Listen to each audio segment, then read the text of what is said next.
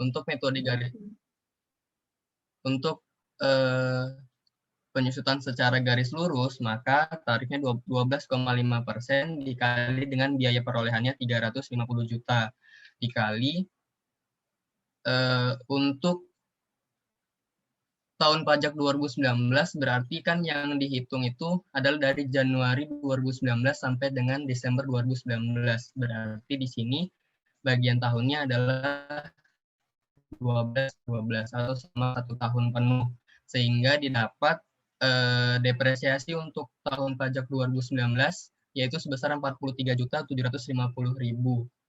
Nah, kemudian yang kedua dengan saldo menurun, tarifnya sebesar 25% dikali dengan kalau saldo menurun berarti kan dasar penyusutannya adalah nilai sisa buku fiskal di tahun tersebut. Berarti kita harus menghitung depresiasi dari tahun 2018 atau dari tahun perolehannya. Nah, di tahun perolehannya depresiasinya adalah dengan perhitungan sebagai berikut. Tarifnya sebesar 25% dikali dengan harga perolehan 350 juta dikali bagian tahun dari 2018 berarti mulai dari April 2018 sampai dengan Desember 2018 yaitu selama 9 bulan. Didapat depresiasi 2018-nya sebesar 65.625.000. Kemudian untuk mendapatkan nilai sisa buku fiskal di tahun 2019, maka kita kurangkan harga perolehan sebesar 350 juta dikurangi dengan 65.625.000. Baru nilai sisa buku fiskal tersebut dikalikan dengan tarif dan bagian tahun. Didapat depresiasi di tahun 2019 sebesar 71.093.750 rupiah. Oke, ada yang berbeda nggak? Untuk perhitungan yang saldo menurun itu memang sedikit lebih complicated ya, karena kita harus tahu nilai sisa bukunya berapa, gitu ya. Tapi saya rasa kalkulasinya benar ini. Di internet banyak ya, di internet. Oke. Ada pertanyaan lagi nggak? Kelompok lain gimana? Pak, saya mau tanya, Pak. Gimana? Penyusutan bangunan memang nggak ada saldo menurunnya, Pak ya? Nggak ada. Kenapa? Kamu pengen ngasih? Enggak, makanya bedanya kelompok kami malah dicari saldo menurun. Oh gitu, kalian nyari. Ya. Bagus juga tuh. Dapat nggak? Dapat. Oh dapat. Oh jadi tarifnya kalian kalikan 2 gitu aja ya? Iya, sama modelnya dengan saldo menurun yang gitu. lain itu. Cuma makanya bingung, oh ternyata nggak ada. Ya. Kamu harus jadi direktur PP1 dulu ya, supaya itu bisa terrealisasi. Direktur Peraturan Perpajakan. Ya udah nanti ajuin ya.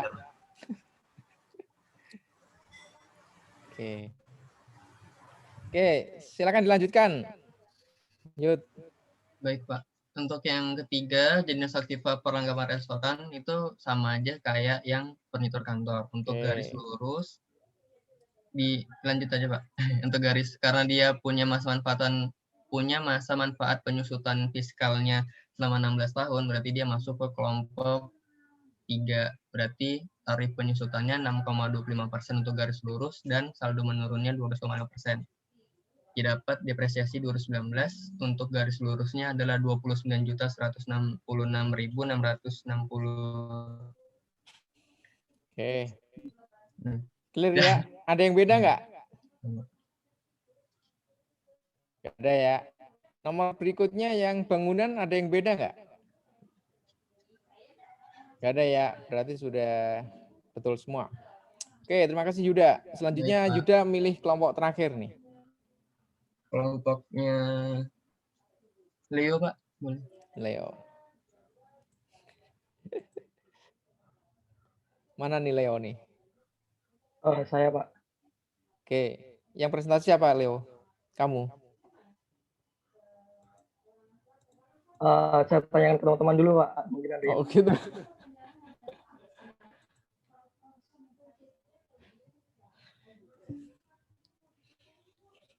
Nilai kalian udah pada keluar semua atau belum? Coba. Ada satu Sudah. belum, Gimana? Pak. Bagus. SDA belum, Pak. Ekonomi sumber daya alam. Oh. Yang udah dibagi nilainya bagus-bagus nggak? Enggak. Ada yang D gitu ada nggak?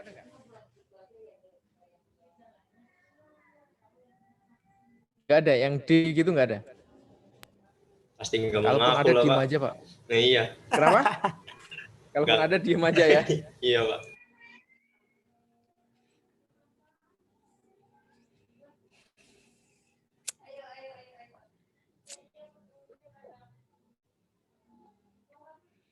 Oke, Leo udah dapat belum? Leo. Ini cuma satu soal kan ya? Iya Pak, Randa Pak mungkin Pak. Oke, silakan Randa. Kalau nggak salah nilai PPH-nya Randa nih termasuk yang paling tinggi nih. Boleh tolong di share screen. Ya.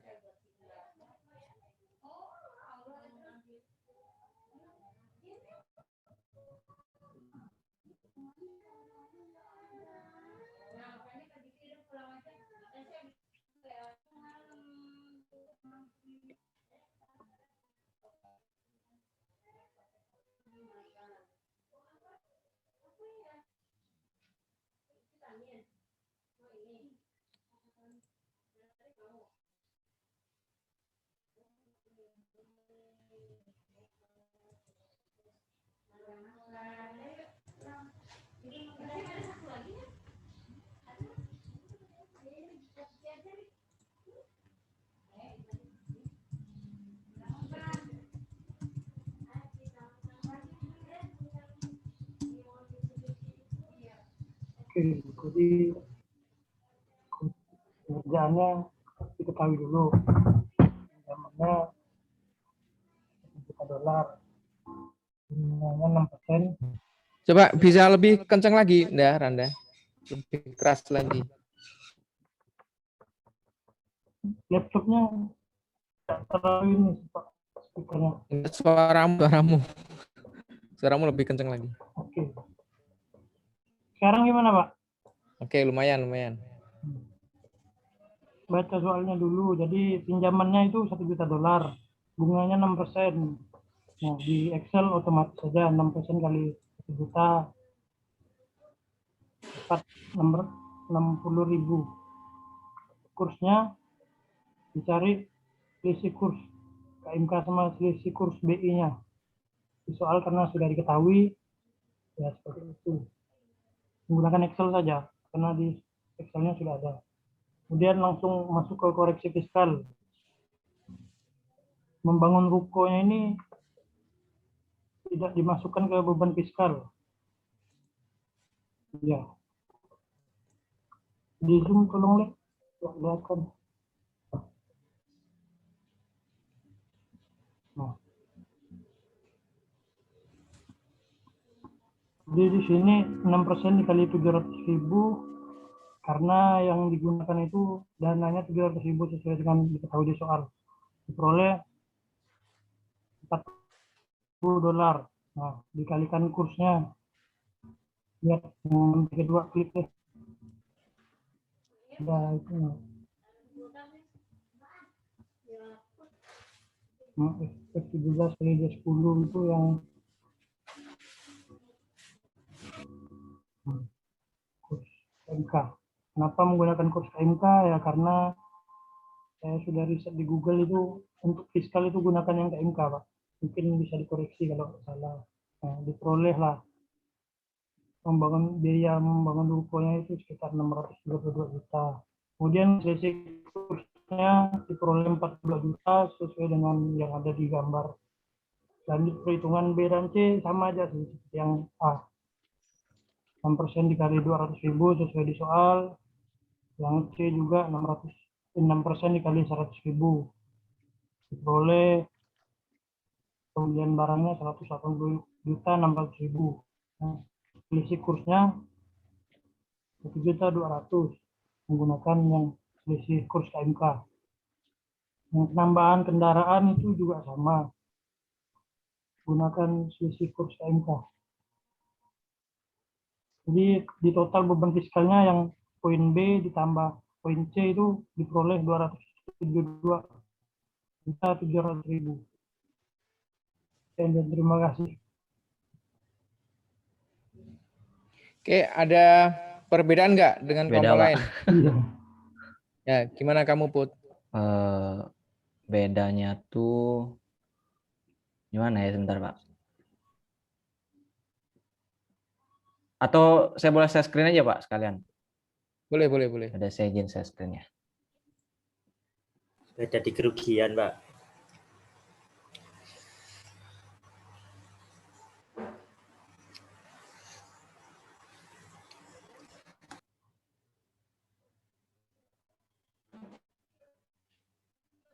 Jadi gini Pak,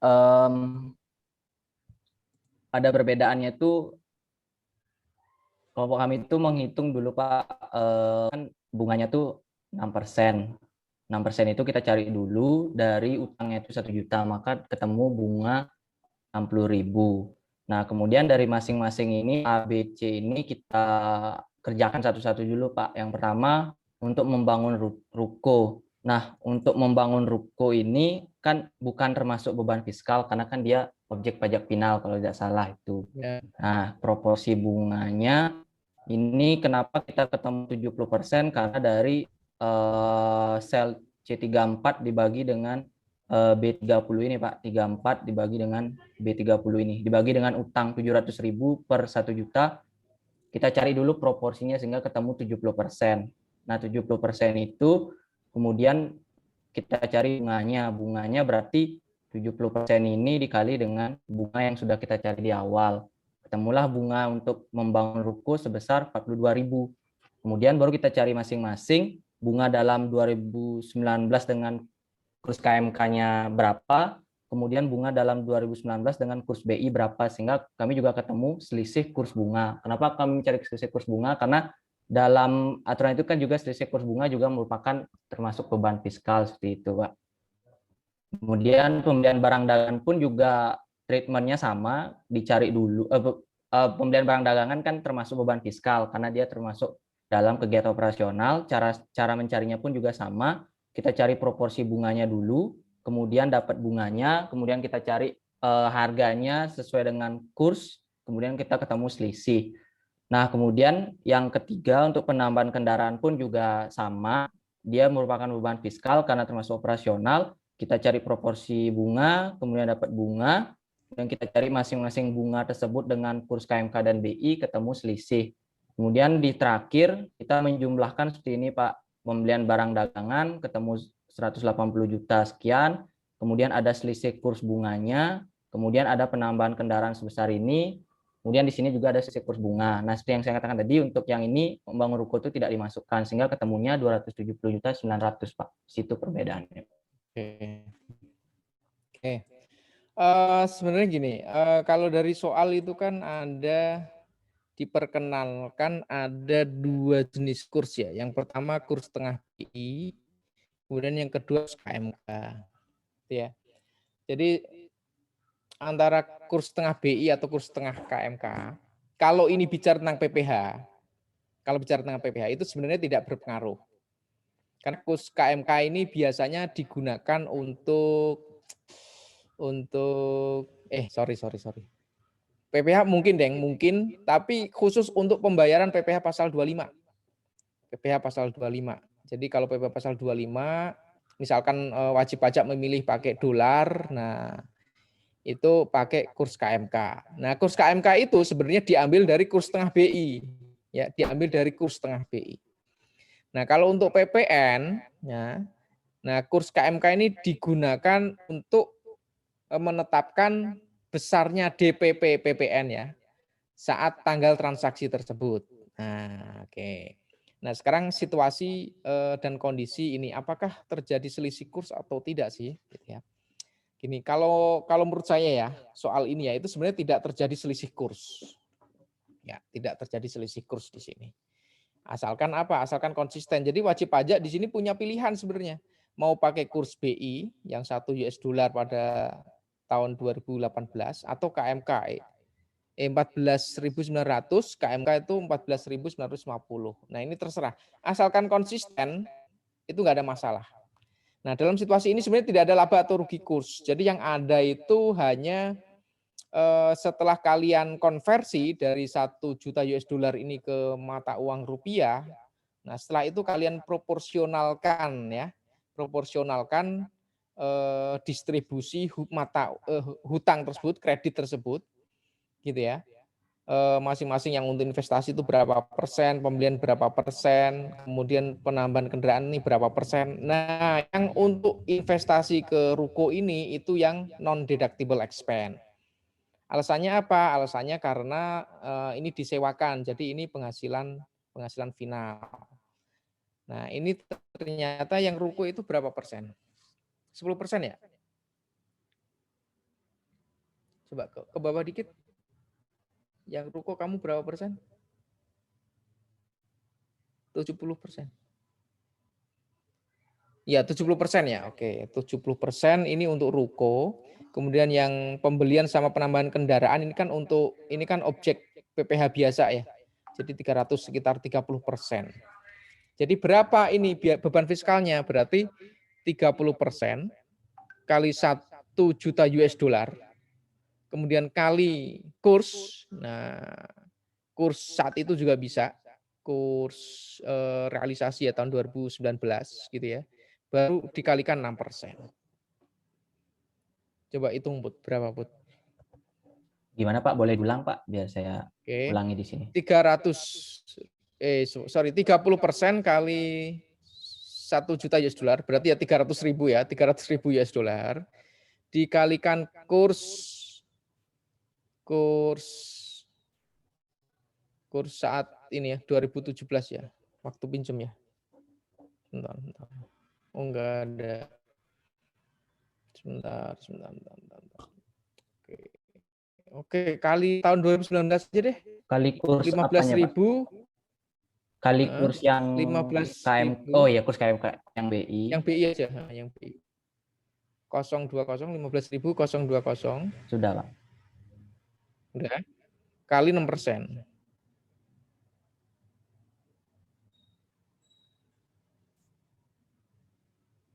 Nah, ini yang deductible ya, yang deductible ini.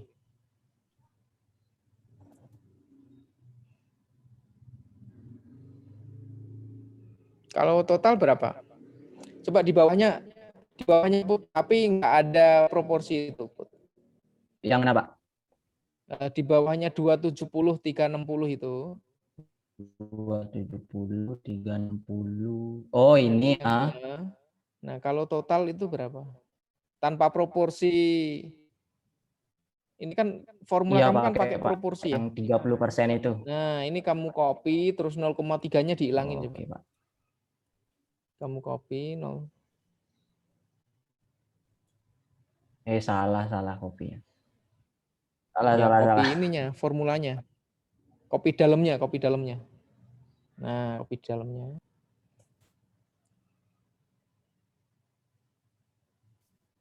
Nah, 0,3-nya hilangin.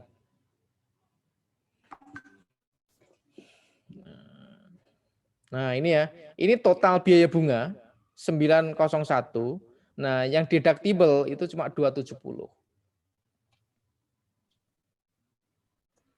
Gitu ya.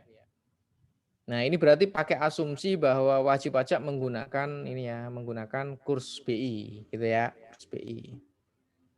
Karena jarang wajib pajak pakai kurs KMK untuk ngitung bunga itu jarang. Baik, Pak. Ya. Jadi nggak ada isu rugi selisih kurs di sini ya. Nggak ada isu itu. Berarti Pak, saya mau tanya, berarti untuk ini tuh kita tinggal langsung saja kali bunga ini dengan kurs BI ya Pak ya, kurs BI di 2019, sehingga tidak perlu mencari selisih kurs gitu Pak ya. Nggak perlu. Baik Pak, terima kasih Pak atas ya. Oke, simpel kan? Jadi nggak usah ribet-ribet Baik ya. Pak, terima kasih Pak. Oke, ada pertanyaan sampai di sini?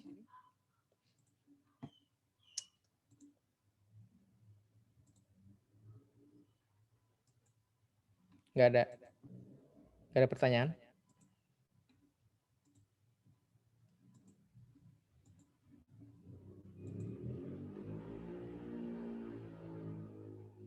kalau nggak ada, kita topiknya apa ya? Oke, harga perolehan ya.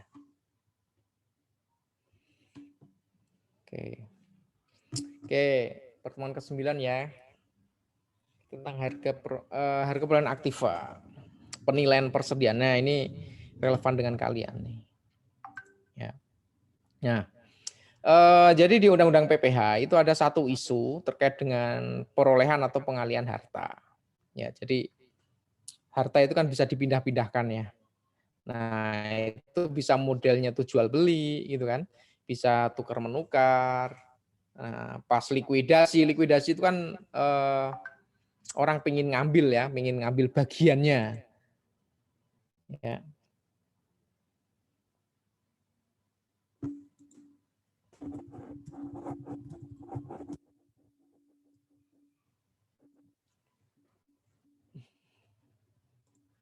Ya.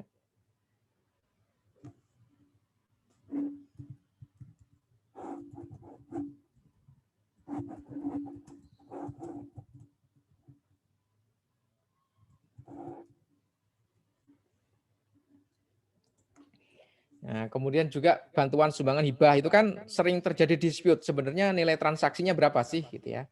Kemudian warisan. Nah, kayak warisan misalkan dapat tanah. Cucu dapat tanah nih, ya kan? Dari simbahnya, dari kakeknya. Ini di SPT aku catat berapa sih nilainya? Nah, itu kan nggak jelas tuh. Atau penyertaan modal ya, penyertaan modal misalkan imbreng. Ya, imbreng itu penyertaan modal dengan, ada yang tahu nggak imbreng itu? Ada yang tahu nggak imbreng?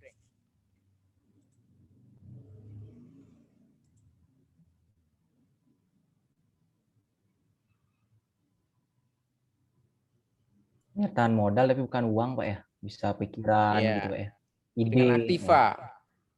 Jadi misalkan kita bikin PTX, nah, nggak punya uang nih, ya sudah kita punya bangunan. Nah, bangunannya ini berapa? Nilainya berapa ini? Nah, ini kan isu terkait dengan harga perolehan nih, ya berapa nih yang saya catat di SPT atau di laporan keuangan. Nah, ini yang akan menjadi objek pembahasan kita pada siang hari ini. Nah, kenapa isu tadi itu menjadi penting ya? Karena ada yang ini loh, yang namanya hubungan istimewa gitu loh, ya kan? Kayak warisan itu kan dari kakek nenek itu kan hubungan istimewa tuh, gitu ya. Karena apa? Karena kalau cucu misalkan dapat warisan berupa tanah tadi dari kakek atau nenek, nah warisan tadi itu akan ditreatment sebagai penghasilan gitu. Karena itu tambahan kemampuan ekonomis dan tidak dikecualikan ya, tidak dikecualikan. Nah, sehingga wajib pajak akan punya kecenderungan untuk meminimalkan nilainya. Jadi kayak warisan berupa tanah tadi, padahal tanahnya satu lapangan bola misalkan. Udahlah ngakunya 100 juta aja gitu, padahal harganya mungkin 1 M. Nah, ada kecenderungan seperti itu. Ya, karena ada hubungan istimewa ini. Atau ketika tukar menukar atau jual beli, bahkan jual beli. A beli ke B. Ya. Ya, enggak harus di luar negeri sih. Ya, enggak harus di luar negeri. Nah, apalagi kalau di luar negeri yang tax rate-nya berbeda, itu bisa jadi situasinya akan berbeda.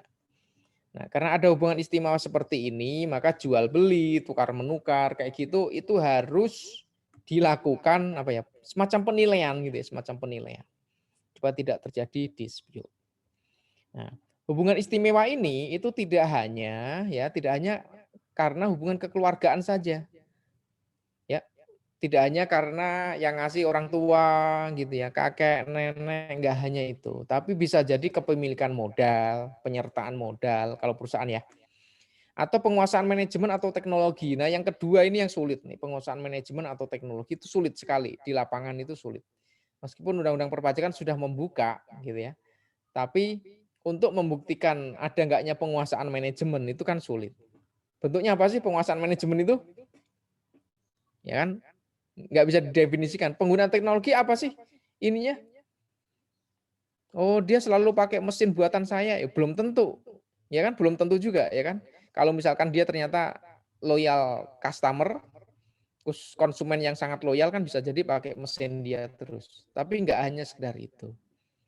Nah, adanya hubungan istimewa ini menjadikan kadang-kadang antara pihak yang jual dengan yang beli itu tidak mencerminkan harga yang sebenarnya.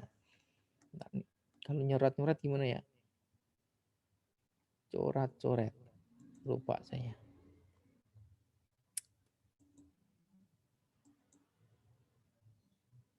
Point of screen.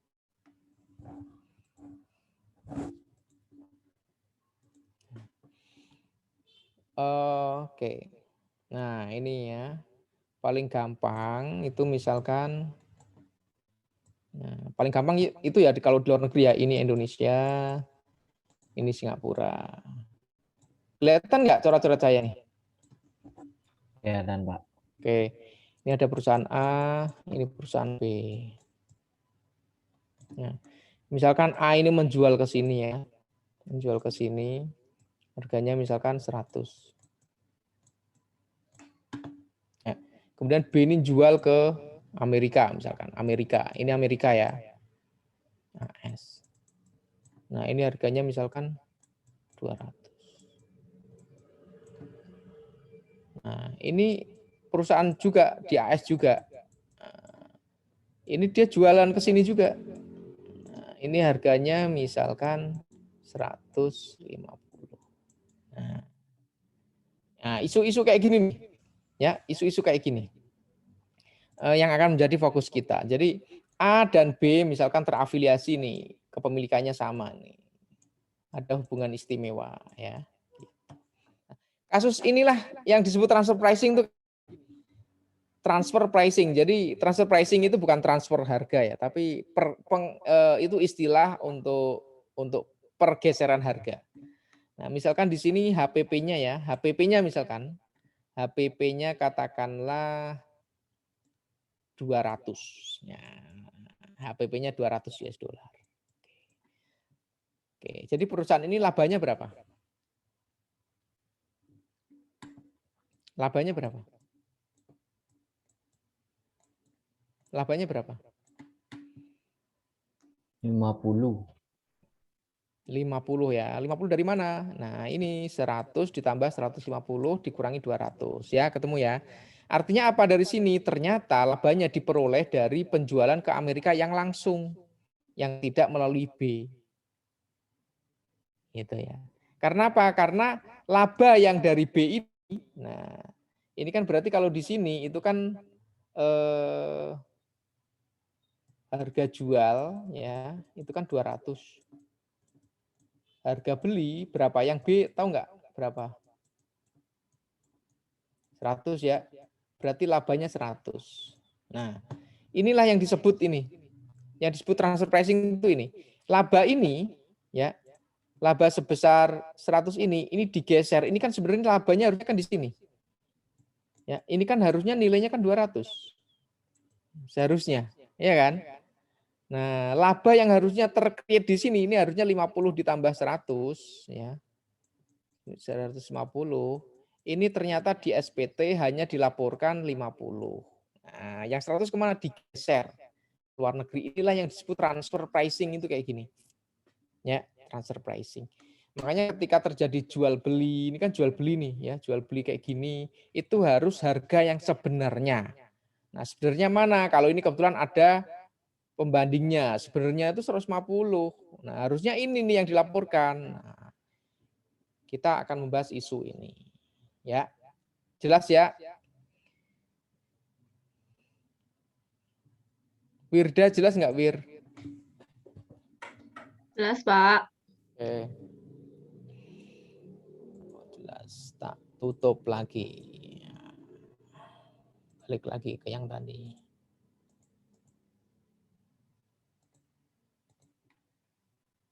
Oke. Nah, itu penyebabnya kayak gitu tuh karena ada hubungan istimewa. Nah, perusahaan di Indonesia yang hubungan istimewa kayak gini banyak banget ya. Banyak banget.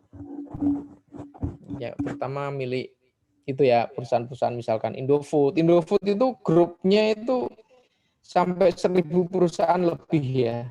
Indofood, Sinarmas ya. Sinarmas itu luar biasa, banyak sekali perusahaannya. Ya. Nah, ini hubungan istimewa dianggap ada.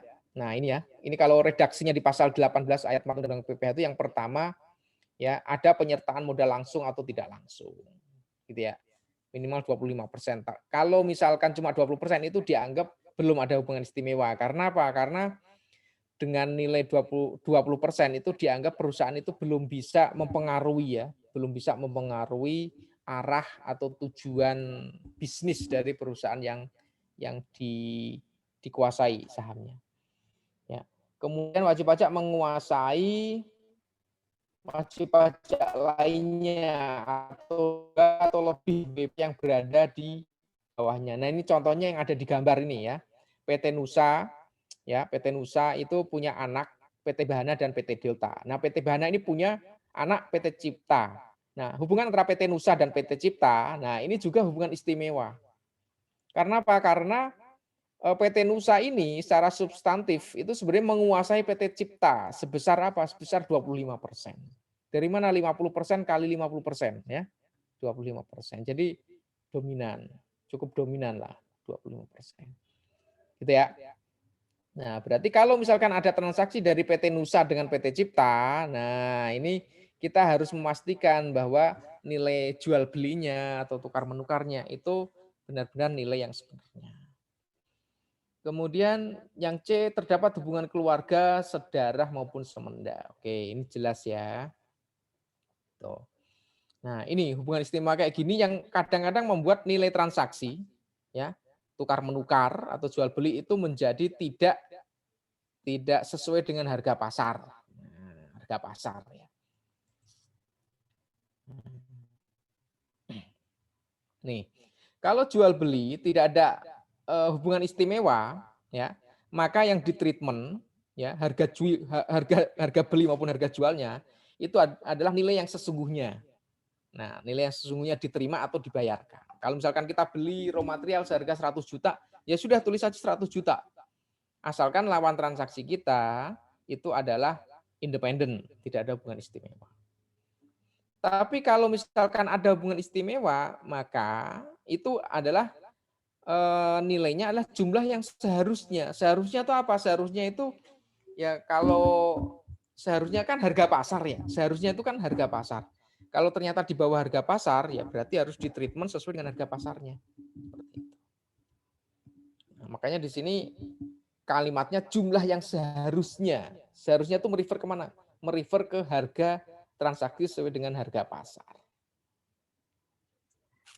Ya, ini jual beli. Secara umum sih sama sih, tukar menukar juga mirip.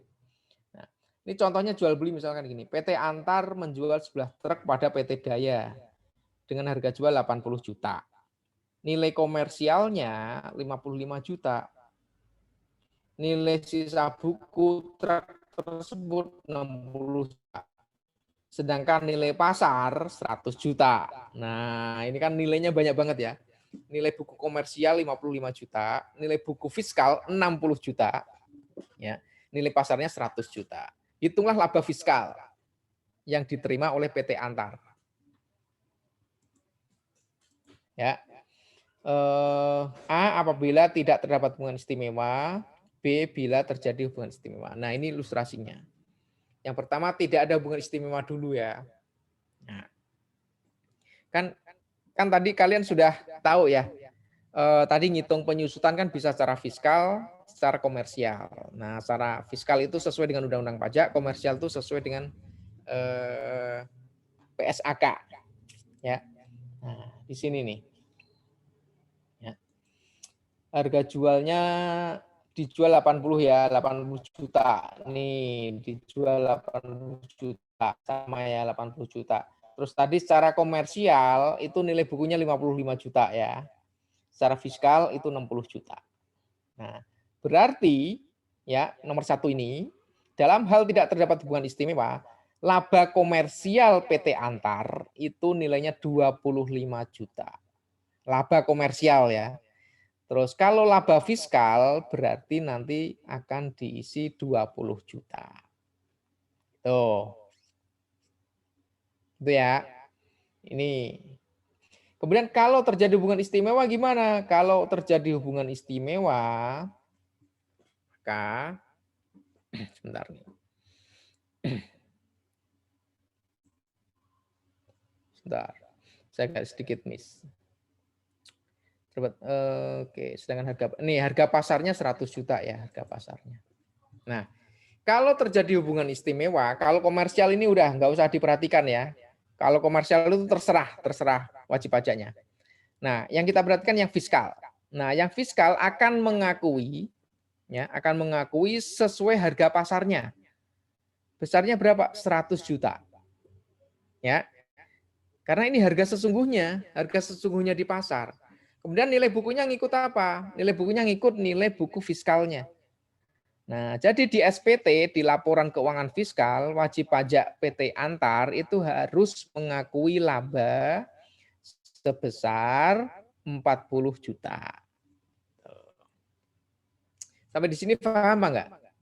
Bisa ngikuti Pak nggak? Bisa, Pak. Paham ya? Oke. Nah, ini yang sebelah kanan. Nah, yang sebelah kanan ini PT Daya ya, PT Daya. Ini namanya istilahnya tuh corresponding adjustment kalau dalam pemeriksaan transfer pricing ya, corresponding adjustment. Jadi kan tadi PT Daya itu kan cuma membayar 80 juta ya. Ya kan? Padahal harga pasarnya mobil itu ya, truk ya. Sorry, truk itu 100 juta. Berarti PT Daya untung apa rugi sih? Untung. Nah, ini makanya PT Daya di sini dianggap untung.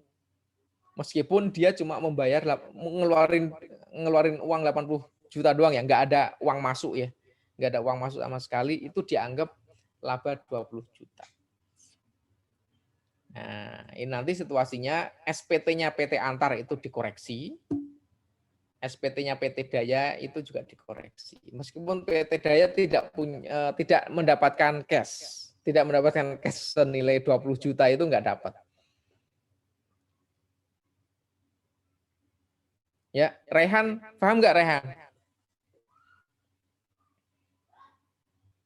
Insya Allah, Pak. Allah. Insya Allah apa ini?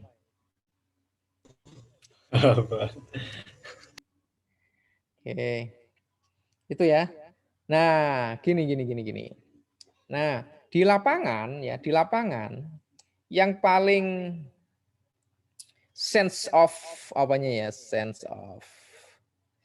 sensitivitasnya terhadap harga pasarnya yang paling kuat itu adalah penilai. Nah, ini yang sering saya sebutkan tuh di sini nih. Nah, biasanya pemeriksa itu harga jual kayak gini ya. Harga pasar 100 juta kayak gini tuh seringkali nggak ngerti. Seringkali miss. Nah, ini yang paling ngerti itu kalian, penilai. Karena memang kalian itu dari awal kan memang sudah dididik untuk melihat harga pasar ya. Makanya ada metode penelitian, metode harga pasar, data pasar ya. Harga pasar pada data pasar. Data, Pak. Data ya, data pasar. Nah, makanya kalian punya sense-nya yang jauh lebih tajam nih. Sense untuk tahu harga pasarnya itu jauh lebih tajam. Makanya di sini kalian nanti bisa ketika dalam pemeriksaan itu bisa jauh lebih dapat ya, jauh lebih dapat. Oke. Nah, kemudian ini tukar menukar. Nah, sebenarnya prinsipnya hampir mirip dengan jual beli. Hanya saja kalau tukar menukar itu nggak pakai uang, gitu ya. Kalau jual beli itu kan barang ditukar dengan uang, ya kan. Tapi kalau tukar menukar barang ditukar dengan barang yang lain, ya, yang lain. Nah, kalau tukar menukar, nilai yang digunakan adalah jumlah yang seharusnya diterima atau dikeluarkan. Nah, di sini berdasarkan harga pasar. Nah, itu lagi harga pasar pokoknya intinya, ya. Itu misalkan di sini PT Cipta dan PT Daya nih, ya. PT Cipta punya mobil, ya. PT Daya punya mesin potong. Nah, nilai bukunya mobil ini 14 juta. Harga pasarnya 20 juta. Nah, ini kalau dijual kan berarti untung nih, untung 6 juta. Nah, kemudian mesin potong ini nilai buku 12 juta, harga pasarnya 20 juta.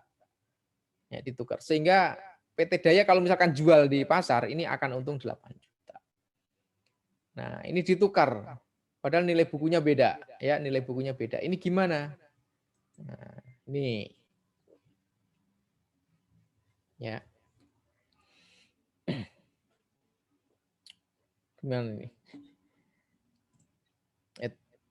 Sorry. Dalam hal harga pasar aktivanya sama. Ini harga pasarnya sama ya, sama-sama 20 harga pasarnya. Cipta sama Daya. PT Cipta. Ya. Nah, PT Cipta tadi oke, dia punya mesin. Oke, jual mesin potong 20. Dia punya mobil. Nah, mobil tadi nilai bukunya itu adalah 14 juta. Kemudian dia harus mengakui sebagai laba fiskal sebesar 6 juta. Nah, kemudian yang PT Daya, sebentar. PT Daya tadi, oke, dia berarti beli ya. Beli mobil dengan harga pasar 20 juta. Kemudian dia apa ini nilai bukunya, nah, nilai bukunya dapat 12 ini, maka dia harus mengakui laba sebesar 8 juta. Nah, angka 6 juta maupun 8 juta ini, baik yang di PT Cipta maupun Daya, ya itu seringkali di SPT itu nggak kelihatan. Ya, seringkali nggak kelihatan. Gitu. Ini biasanya teridentifikasi kapan? Identifikasinya biasanya saat pemeriksaan. Gitu ya, saat pemeriksaan. Nah, saat pemeriksaan ini harus diidentifikasi nih bahwa PT Cipta harus mengakui laba sebesar 6 juta, kemudian PT Daya harus mengakui laba sebesar 8 juta. Ngitungnya dari mana? Dari nilai transaksi tersebut sesuai nilai pasar dikurangi dengan nilai buku fiskal masing-masing aset. Intinya gitu. Ini dalam situasi nilai jualnya sama, harga pasarnya sama. Kalau berbeda gimana? Kalau berbeda ya tinggal dihitung. Nilai pasarnya berapa? Ini misalkan berbeda nilai mesin potongnya itu 22 juta. Nah, nilai fiskal yang aktiva yang jadi pertukaran tetap sama. Gitu ya. Gitu. Ya. Jelas sampai di sini? Intinya membandingkan antara nilai pasar dari aktiva yang dia peroleh, ya, yang kita peroleh, dengan aktiva yang kita pertukarkan, yang kita jual, gitu ya. Intinya itu sebenarnya. Nah, selisihnya itu harus kita treatment sebagai laba atau rugi. Gitu.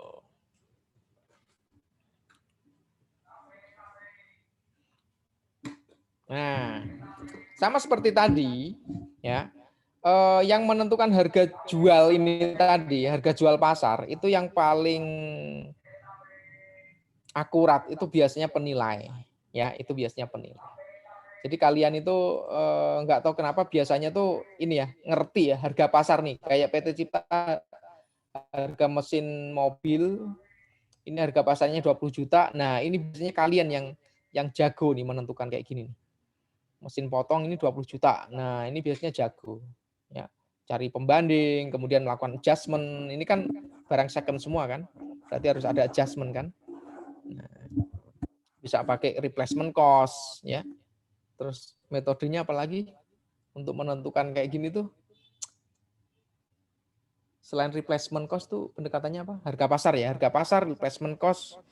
Satu lagi apa? Pendapatan. Pendapatan. Kalau pendapatan kan nggak mungkin ya, nggak mungkin. Atau mungkin mesin mobil bisa nggak kalian ngukur dengan metode pendapatan? Bisa nggak? Kalau dipakai buat angkot mungkin, Pak. Dipakai buat angkot ya. Iya benar. Kalau mesin potong bisa juga. Bisa nggak? Yof? Mungkin bisa, mungkin kalau dipaksakan bisa ya. Cuma adjustment-nya mungkin antar penilai bisa berbeda. Itu ya. Oke. Oke, kemudian ini likuidasi penggabungan peleburan. Ini intinya ya, intinya nilai yang digunakan itu nilai pasar. Intinya itu aja. Udah, nggak usah bingung. Intinya nilai pasarnya berapa, udah.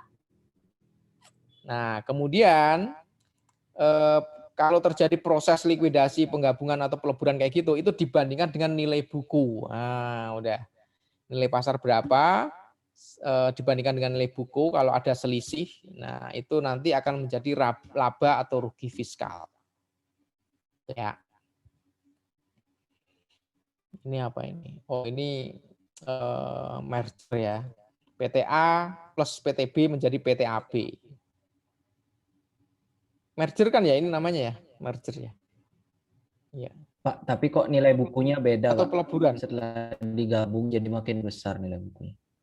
Iya, ini berarti peleburan ya. Oke, nilai buku. Oke, ya bisa jadi seperti ini. Karena apa? Karena PT AB mungkin dapat goodwill, dapat intangible property. Ya, misalkan contoh kayak dulu itu kasus Bank Mandiri ya, Bank Mandiri. Nah, Bank Mandiri itu ternyata nilai aktifnya setelah digabung itu jauh lebih besar dibanding bank-bank penyusunnya, bank-bank penyusunnya. Kenapa? Karena dengan aset sebesar itu, waktu itu Bank Mandiri itu dari total nilai asetnya itu sampai hampir 60%, ya. 60, nilai asetnya itu 60% dari nilai aset perbankan di Indonesia. Makanya terus ada goodwill yang muncul di sana ya, goodwill yang muncul karena dia tiba-tiba menjadi market leader gitu ya, market dominance gitu ya, jadi mendominasi. Makanya seringkali ketika terjadi proses peleburan kayak gini itu nilai pasarnya jauh lebih tinggi. Tapi harusnya nilai buku sih enggak, seharusnya enggak ya. Cuma ini mungkin soal artificial saja. Ya. Atau nilai buku goodwill-nya dimasukkan mungkin ya. Oke. Kemudian apalagi ya? Isunya likuidasi penggabungan dalam rangka menyelaraskan dengan kerjaan Menteri Keuangan diberi wewenang untuk menetapkan nilai lain selain harga pasar. Oke, ini pooling interest ya. Itu kalau misalkan wajib pajak itu menguasai lebih dari 50% ya. Lebih dari 50%. Kemudian di sana situasinya harga pasarnya tidak ada, maka Menteri Keuangan itu diberikan kewenangan untuk menetapkan harga transfer tadi ya, harga peralihan tadi itu dengan nilai sisa pooling interest. Itu ya. Seperti itu.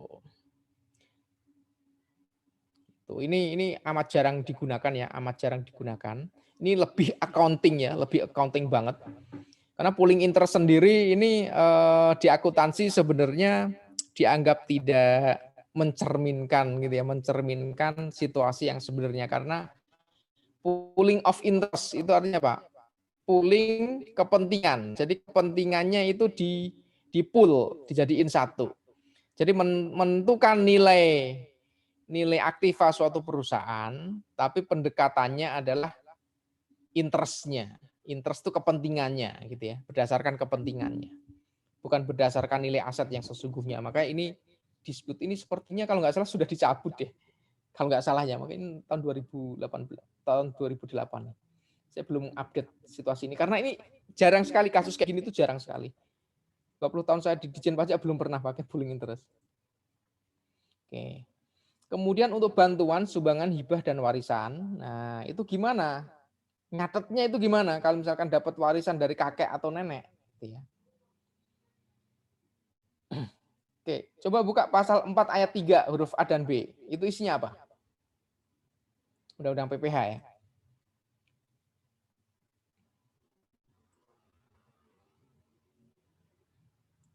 Loh?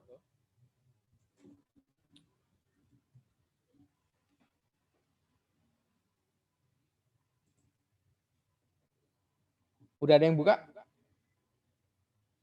On the way, Pak. On the way. Pasal 4 ayat 3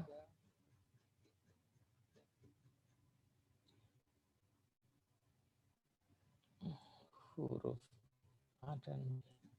Oke, pasal 4 ayat 3 itu yang dikecualikan dari objek pajak ya. A dan B.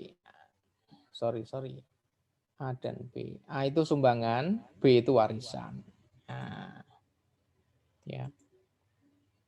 Jadi gini, kalau ternyata ya bantuan sumbangan hibah warisan ini kategorinya adalah warisan atau ya warisan gitu aja yang mudah ya, ini terkait dengan warisan,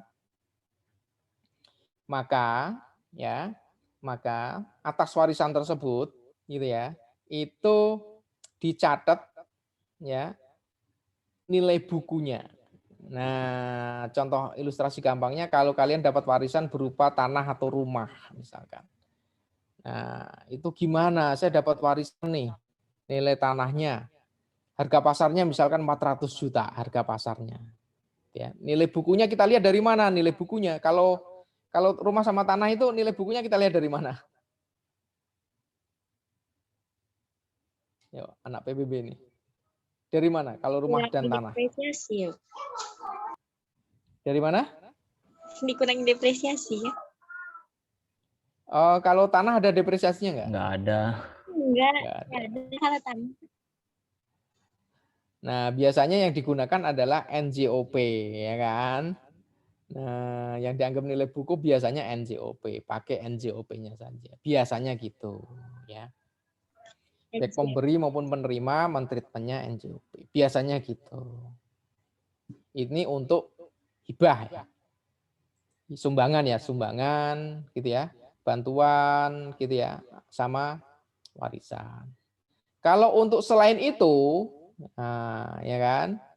Selain itu, misalkan contohnya dapat apa ya? Hibah. Ya kan? Ada orang tiba-tiba ngasih kita rumah dan tanah. Nah, ini treatmentnya agak spesial.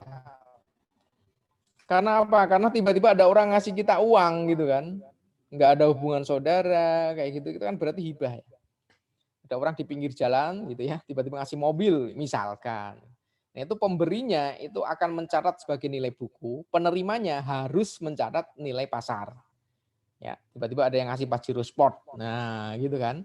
Wah, ini harus kita catat sebagai nilai pasar nih, gede ya. Gitu ya. Tapi kalau misalkan tadi masuk kategori warisan ya atau sumbangan itu dua-duanya nilai buku ya. Tapi kalau misalkan ini hibah, harta hibah, itu berarti nilai pasar bagi yang menerima. Nah, bagi yang menerima ini tambahan kemampuan ekonomis ya. Jadi SPT di tahun yang bersangkutan, nah itu harus masuk tuh. Harus masuk sebesar Pajero Sport harga pasarnya. Gitu ya. Sampai di sini jelas? Pak, saya mau tanya, Pak. Berarti warisan yang di sini yang dimaksudkan adalah yang diberikan oleh garis keturunan lurus itu, Pak ya?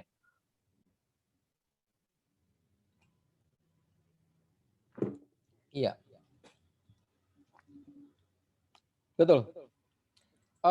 Kalau tidak lurus ya atau tidak langsung itu namanya bukan warisan, tapi itu namanya hibah. Ya, tadi warisan dari nenek. Nah, itu sebenarnya kalau untuk undang-undang perpajakan itu enggak disebut warisan, tapi itu disebut hibah. Nah, berat ya. Penerimanya harus nerima sebagai harga pasar ya, berat ya.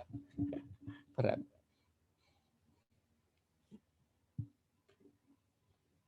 Nah, kalau di Jawa ya, di adat Jawa dapat dari nenek itu ya termasuk warisan ya kan. Kalau dalam sistem pembagian warisan di Jawa itu kan cucu kan dapat juga ya. Bahkan cicit pernah saya dengar dapat juga. Cicit ya, anaknya cucu ya. Itu dapat juga, dapat bagian. Kalau kakek neneknya itu kaya raya ya, itu dapat bagian. Itu di Jawa.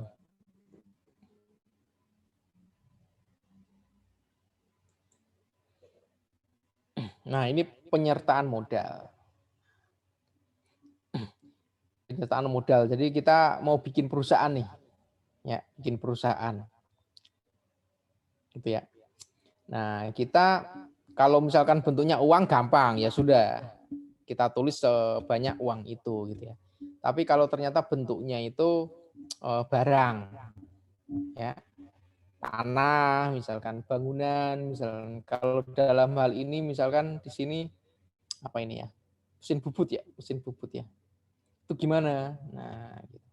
Nah, bagi badan yang menerima pengalihan tersebut, pengalihan sama dengan nilai pasar. Jadi harus dalam hal ini ya, ini ada WPX saham 40 juta, kemudian mesin bubut, sebentar ini saya pahami dulu ya. Saya terus terang baru membuka slide-nya tadi. PTZ di sini mesin bubutnya 20 juta, agio sahamnya 20 juta, saham 20 juta.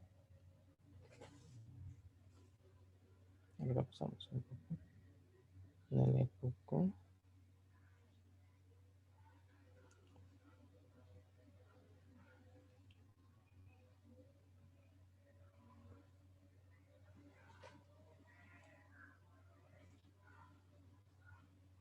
Oke.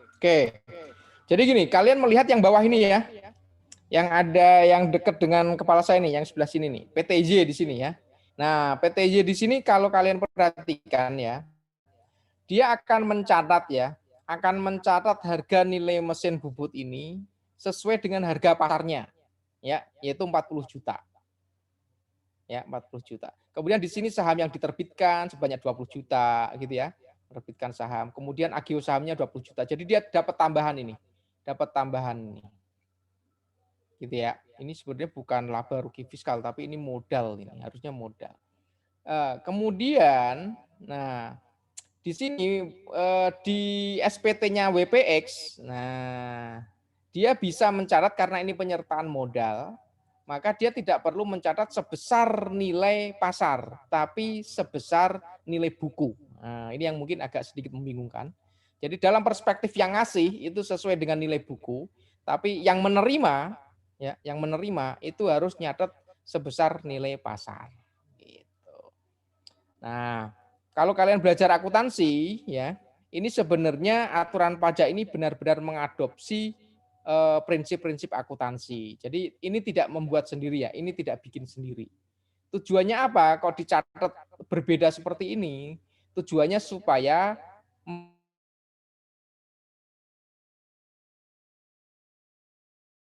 sebenarnya benar-benar nilai 50 juta dibandingkan dengan harga pasar 40 juta. Nah, kemudian WPX itu memang benar-benar ngeluarin ya nilai bukunya itu 25 juta memang gitu. Jadi ini prinsip apa ya? Realisasi mungkin ya. Realisasi dalam aspek WPX-nya, PTZ-nya itu prinsip relevansi. Seperti itu. Ya. Ini sepertinya fokusnya di mana ya? Nah, permainannya WP itu biasanya di sini nih. Permainannya WP itu di sini, yang WPX ini ya. Nilai buku nih, biasanya nanti digedein gitu ya. Digedein supaya laba fiskalnya kecil. Biasanya gitu, biasanya. Permainannya di sana. Nah, cuma kalau kalian fokusnya adalah di sini, harga pasarnya di sini. Ya, kalian fokusnya di sini, harga pasarnya di sini. Betul nggak ini 40 juta? Gitu ya, betul nggak? Jangan-jangan lebih rendah, gitu ya. Gitu. Karena apa? Karena nanti ini kan akan menjadi aktiva PTJ. Nah, kalau jadi aktiva PTJ berarti nanti berpengaruh terhadap depresiasi, ya kan? Nah, kalau nilai aktivanya tinggi, depresiasinya juga makin besar. Itu. Nah, di sini tugas kalian memastikan nih harga pasar mesin bubutnya ini sesuai dengan situasi dan kondisi atau enggak. Bisa jadi harga pasarnya memang 40 juta, bisa jadi, tapi ya harus ada adjustment. Nah, gitu, harus ada adjustment. Nah, bisa jadi di sana. Nah, kalian di sana bisa mengambil peran. Gitu. Oke, sampai di sini ada pertanyaan?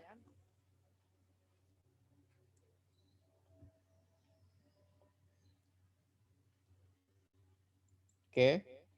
Kalau nggak ada ini tinggal satu satu pokok bahasan lagi ya.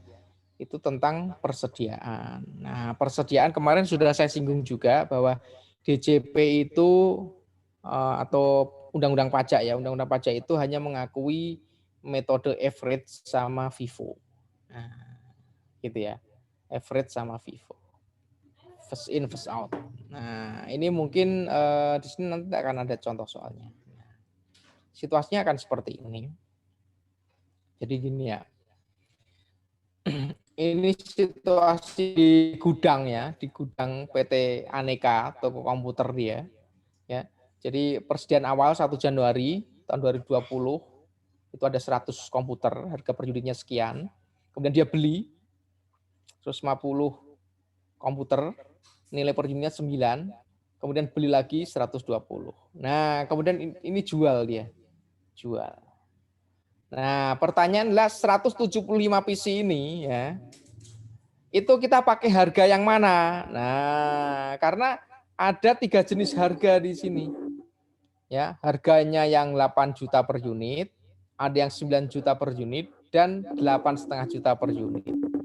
Nah, 175 ini pakai harga yang mana? Nah, inilah mengapa karena banyak pilihan kayak gini maka Ditjen Pajak tuh mengatur. Nah, aturannya gimana? Kalau Ditjen Pajak itu pilihannya FIFO atau average. Average itu gimana? Average itu ini semua. Ya, 100 dikalikan 8 juta sama dengan berapa? Kemudian 150 kali 9 harganya berapa? 120 kali 8,5 juta berapa? Dijumlah, kemudian dibagi dengan jumlah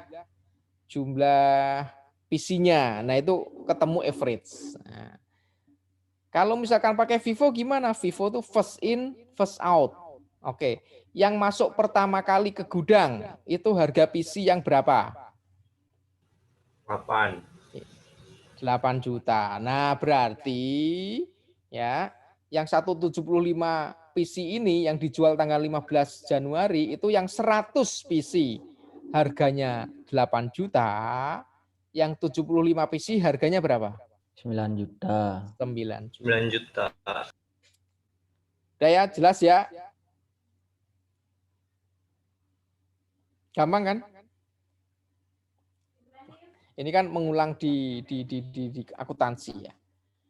Nah, kalau di akuntansi mungkin ditambah LIFO, last in first out. Nah, LIFO berarti ya pakai yang paling akhir. Yang paling akhir kan yang tanggal 20 Januari ini.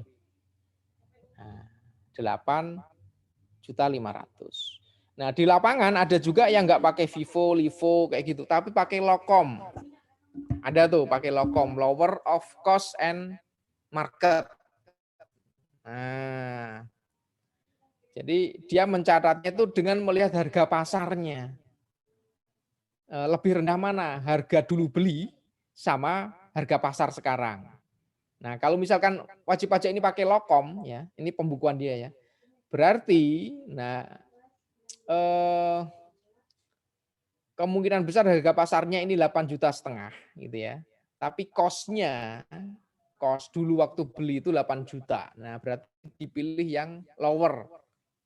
Berarti yang 8 juta seperti itu. Itu ada juga yang pendekatannya lain lagi. Saya pernah dapat itu apa ya? Ada itu aneh gitu, aneh. Nah, saya tanya kenapa kok nggak berubah menjadi FIFO kayak gitu yang lebih ini. Ternyata sistem akuntansinya ya, sistem akuntansinya udah puluhan tahun Pak pakai ini gitu. Jadi kalau ngubah malah nanti pegawainya nggak paham. Oh, alasannya gitu, make sense. Gitu ya. Ini yang selanjutnya itu perhitungan ya, perhitungan. Contoh aja sebenarnya. Oke. Oke, materinya sudah selesai. Silahkan kalau misalkan ada yang mau bertanya. Silahkan.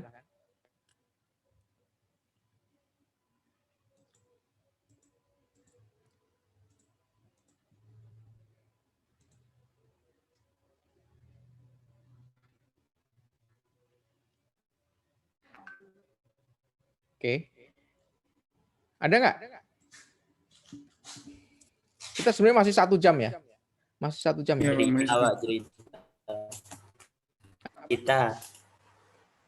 Cerita apa? Masih 1 jam ya? Cerita misteri ya? Cerita misteri. Nah, gini. Nah, dulu ini yang senior kalian yang Pak Majdi Ali itu ya. Itu situasinya waktu itu HMS ya. HMS itu singkatannya apa ya? Hanjayana. M-nya apa ya? S-nya tuh Sampurna gitu, saya lupa. Nah, itu jual beli brand. Nah, jual beli brand ya. Jadi jual beli kayak gitu ya. Nah, waktu itu jual beli itu sebenarnya nggak ada hubungan istimewa, ya nggak ada hubungan. Jadi sebenarnya makanya itu agak sedikit complicated gitu ya, karena dia mengaku sudah jumlah yang seharusnya. Nah, jumlah seharusnya inilah yang menjadi persengketaan waktu itu. Jadi HMS ini atau PT Sampurna itu jual salah satu merek rokoknya itu ke entitas yang ada di Singapura. Nilai jualannya sekitar 200 miliar ya, 200 miliar. Nah, waktu itu diperiksa oleh tim saya, tapi saya bergabungnya telat ya. Jadi ketika saya bergabung tim itu sudah selesai. Nah, diperiksa karena waktu itu di tim pemeriksa kita itu nggak ada yang bisa menilai brand gitu ya. Akhirnya meminta bantuan penilai. Nah, penilainya itu salah satunya Pak Majdi Ali CS. Ada sekitar 3 orang kalau nggak salah. Jadi kenapa kita minta bantuan penilai? Karena waktu itu ketemu di masjid. Nah, ketemunya tuh di masjid ya.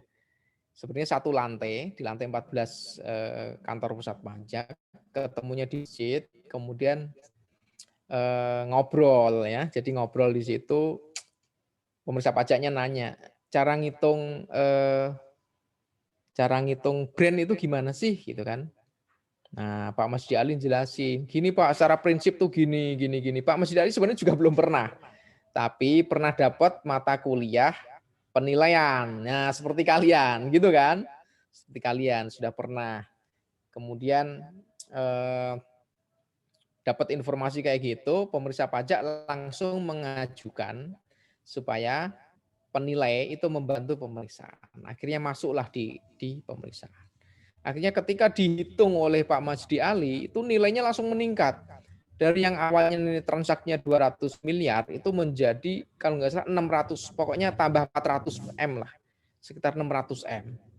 Kalau nggak 600, 800 saya lupa tepatnya. Wah, meningkat pesat kan, sehingga pajaknya juga meningkat, ya kan?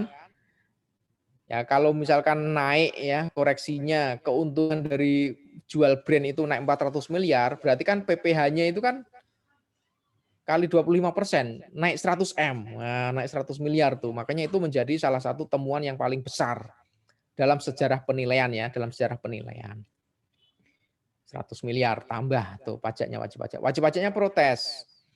Di keberatan Dijen Pajak masih menang karena proses keberatan kan di Dijen Pajak sendiri menang. Kemudian dibanding di pengadilan ya, di pengadilan itu pemeriksa pajak kalah, Dijen Pajak kalah. Alasannya adalah karena penilai itu bukan pihak independen. Nah, menurut kalian penilai itu independen apa enggak? Ini menjadi Kalau penilainya DJP ya enggak, Pak. Nah, menurut kamu penilai yang independen siapa?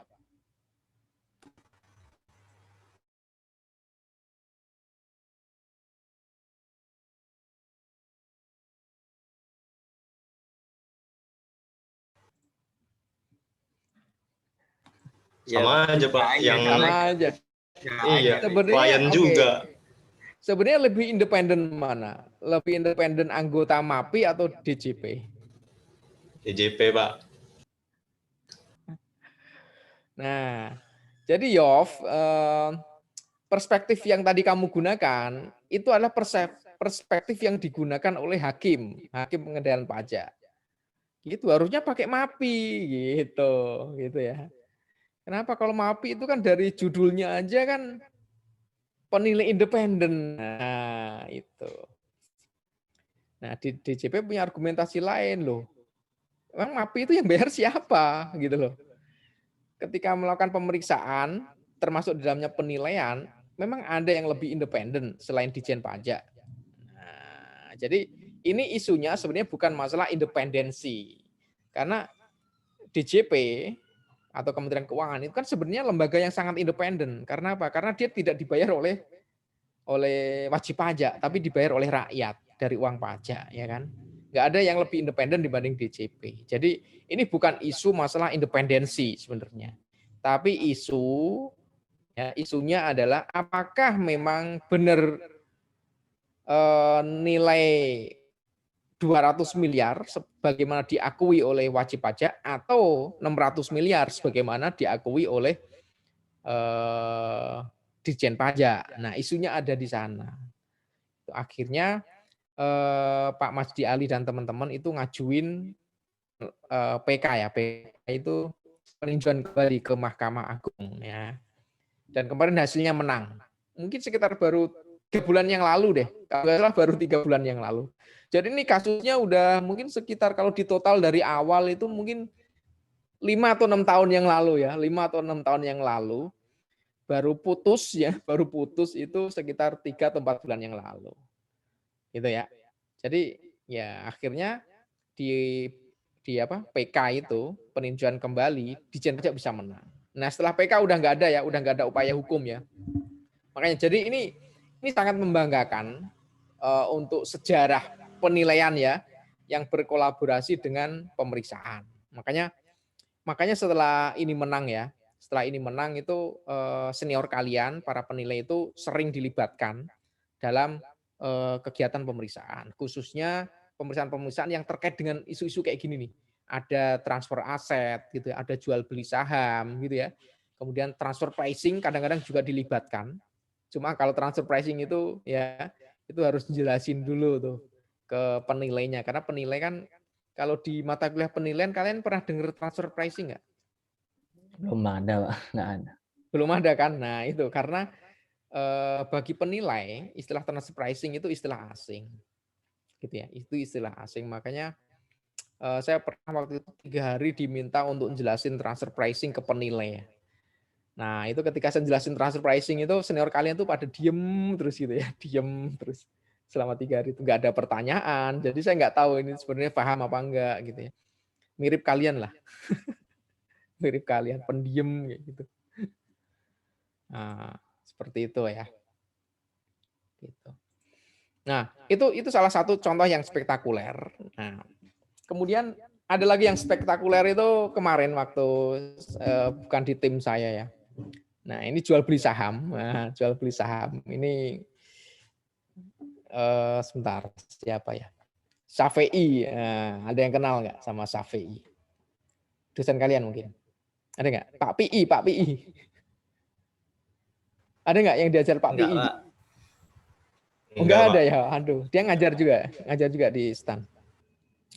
Oke, karena kemarin beberapa bimbingan KTTA saya katanya penilai keduanya itu Pak Sapei. Ya. Nah, Pak Sapei ini masih muda, di bawah saya sekitar mungkin 4 tahunan lah. Ya, di atas kalian mungkin 10 tahun. Ya. Nah, dia waktu itu dilibatkan untuk melakukan penilaian jual beli saham. Nah, ya jual beli saham waktu itu perusahaan Amerika yang berinvestasi di Indonesia. Gitu ya. Nah, ini luar biasa ya. Jadi peningkatan nilainya ya menurut Pak PI ini itu sampai 1 triliun gitu ya. Jadi jual beli sahamnya itu dikoreksi positif senilai 1 triliun gitu ya. Makanya kemarin sempat heboh juga. Bahkan Pak PI ini sempat dimarah-marahin ya, dimarah-marahin sama direktur P2 ya, dimarah-marahin. Nah, 2-3 bulan kemudian direktur P2 ini dipindah menjadi direktur ekstensifikasi dan penilaian. Jadi menjadi direkturnya Pak PI gitu. Nah, ini makanya jadi lucu gitu ya. Jadi sama Pak direktur P2 waktu itu ditolak hasil penilaiannya gitu ya, ditolak. 2 bulan kemudian Pak direktur P2 ini dipindah jadi direktur ekstensifikasi gitu ya. Jadi yang mengirim sebenarnya. Jadi makanya ini jadi lucu kasusnya. Jadi waktu itu jual beli saham ya, saham perusahaan sangat terkenal kok. Sangat terkenal di Indonesia dan di Amerika juga. Bahkan saya dengar ya, duta besar Amerika pun ikut nelpon. Nah, ikut nelpon karena dianggap tidak realistis. Nah, yang unik adalah waktu Pak PI ini dipanggil sama direktur, itu dia tetap tetap bersikeras ya bahwa penilaian yang dia lakukan itu telah sesuai dengan prosedur. Nah, ini menurut saya contoh yang bagus ya. Seorang penilai yang fight gitu ya, yang fight mempertahankan argumentasi gitu ya.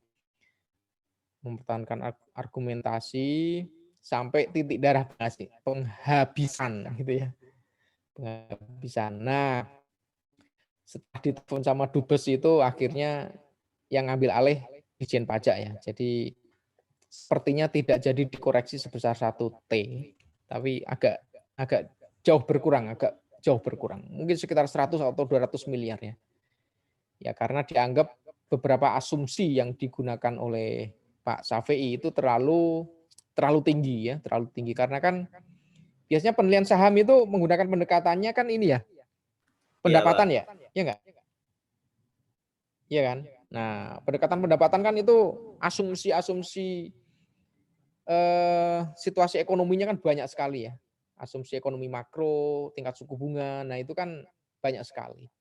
Nah, itu yang di-challenge. Bahkan waktu itu wajib pajaknya sendiri pun mengajukan penilaian sendiri ya. Jadi KJJP itu.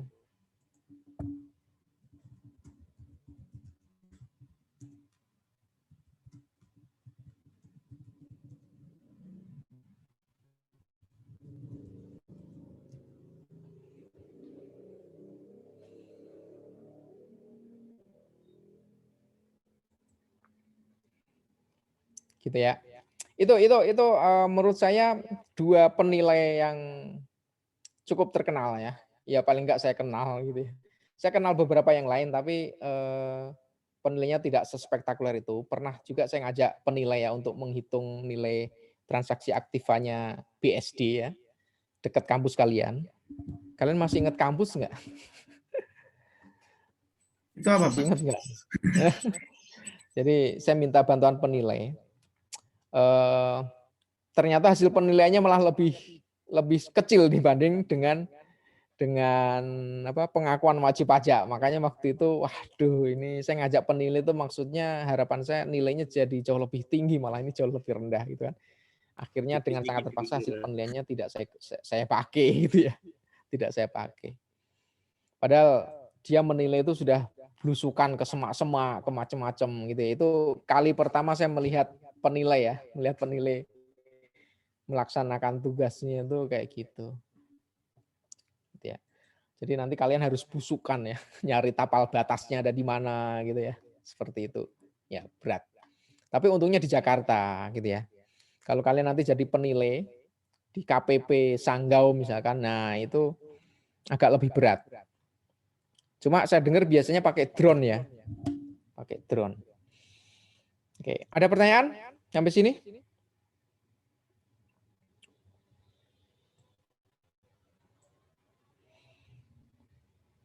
Halo?